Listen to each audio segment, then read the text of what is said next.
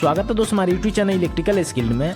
दोस्तों आज की इस वीडियो में हम जानने वाले हैं VFD के बारे में कि VFD क्या होता है, इसका इस्तेमाल क्यों किया जाता है और साथ में दोस्त हम इसके पावर वायरिंग के बारे में भी जानेंगे।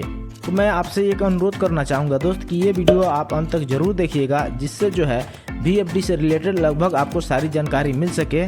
तो चलिए दोस्त आज की वीडियो हम शुरू करते हैं। सबसे पहले दोस्त हम ये समझ लेते हैं कि VFD का फुल फॉर्म क्या होता है। VFD का full form variable frequency drive होता है। यह नाम से ही प्रतीत हो रहा है फ्रीक्वेंसी को वेरी करने वाला ड्राइव।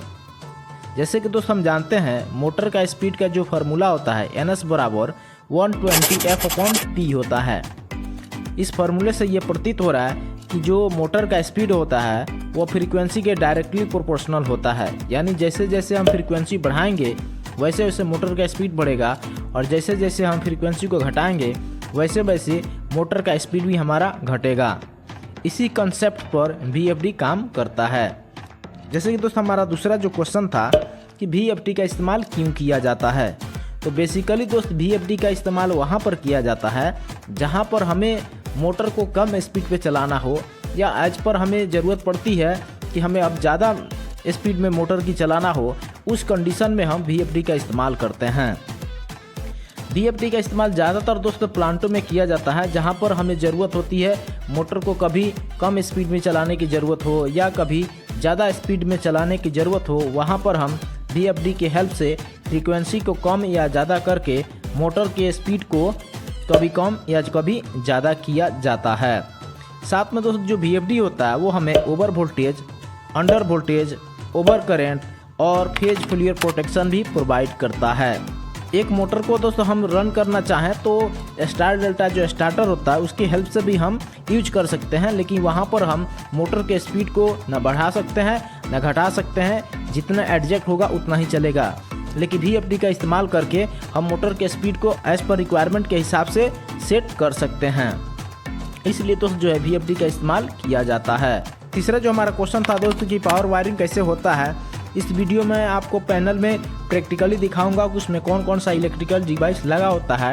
लेकिन उससे पहले मैं एक चीज़ आपको बताना चाहूँगा दोस्त, इसमें जो है दो प्रकार का जो है सिग्नल होता है। एक तो हमारा डिजिटल इनपुट सिग्नल होता है जिसे DI बोला जाता है, एक होता है DO जिसे डिजिटल आउटपुट बोला जाता है, AI होता है जिसे एनालॉग इनपुट और AO होता है जिसे एनालॉग आउटपुट बोला जाता है। ये चार जो टर्म है दोस्त, ये बेसिकली इन्हीं चीज़ों को ध्यान में रखकर ही हमें जो है पावर सप्लाई को कनेक्ट करना होता है या जो भी हमें कमांड देना होता है या जो इंडिकेशन लेना होता है, इन्हीं चार टर्मों का देख करके हम वायर को कनेक्शन करते हैं। प्रैक्टिकली दिखाने से पहले हम ड्राइंग में देख लेते हैं कि इसमें जो है कौन कौन इलेक्ट्रिकल डिवाइस लगा हुआ है और कैसे पावर सप्लाई पहुँच रहा है। आप इस ड्राइंग में देख सकते हैं। सबसे पहले जो है दोस्त हमारा तीनों फेज बस बार से निकल करके और सीधे MCCB में जा रहा है और MCCB के बाद यह इनपुट चौक में जा रहा है और इनपुट चौक के जाने के बाद फिर यह VFD में जा रहा है और VFD से जो आउटपुट निकल रहा है वो सीधे आउटपुट चौक में जा रहा है और आउटपुट चौक से जो आउटपुट निकल रहा है वो सीधे मोटर में जाएगा। तो दोस्तों चलिए अब हम आपको जो है पैनल में दिखाते हैं कि कौन कौन सा इलेक्ट्रिकल डिवाइस लगा हुआ है। जैसे कि दोस्त आप देख सकते हैं टॉप में इस पैनल में आपको MCCB दिखाई दे रहा है। ये हमारा 100 एम्पियर का है, जहां पर दोस्त हमें 75 एम्पियर या 100 एम्पियर से ज़्यादा लोड की ज़रूरत होती है, वहां पर हम MCCB का इस्तेमाल करते हैं।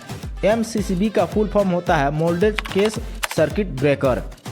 उसके बाद दोस्त जो है पावर सप्लाई हमारा इनपुट चौक में गया है।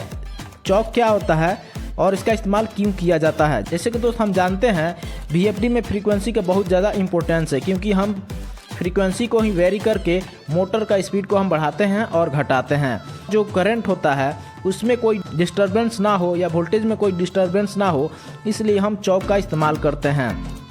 बेसिकली चौक का इस्तेमाल इसलिए किया जाता है क्योंकि जो हार्मोनिक करंट होता है और जो वोल्टेज में डिस्टॉर्शन होता है उसको रिड्यूस कर सके, इसलिए जो है हम चौक का इस्तेमाल करते हैं। फिर उसके बाद दोस्तों पावर सप्लाई हमारा इस VFD में गया है और VFD के बाद सीधे आउटपुट चौक में जा रहा है। आउटपुट चौक में यहाँ से भी जो हमारा पावर सप्लाई निकलेगा उसमें जो हार्मोनिक करंट होगा या जो वोल्टेज में डिस्टॉर्शन होगा वो रिड्यूस हो जाएगा, इसलिए यहाँ पर भी आउटपुट चौक लगाया गया है और इस आउटपुट चौक के बाद जो पावर सप्लाई जाएगा वो सीधे हमारे मोटर में जाएगा। तो दोस्त मैं आशा करता हूँ कि इस वीडियो से आपको VFD से रिलेटेड कुछ जानकारी ज़रूर लगी होगी। अगर वीडियो आपको कहीं भी अच्छी लगी हो तो प्लीज़ आप हमारे चैनल को ज़रूर सब्सक्राइब कीजिएगा और इस बेल आइकन को क्लिक कर लीजिएगा, जिससे जब भी मैं वीडियो डालूँ तो इसकी नोटिफिकेशन आप तक पहुँच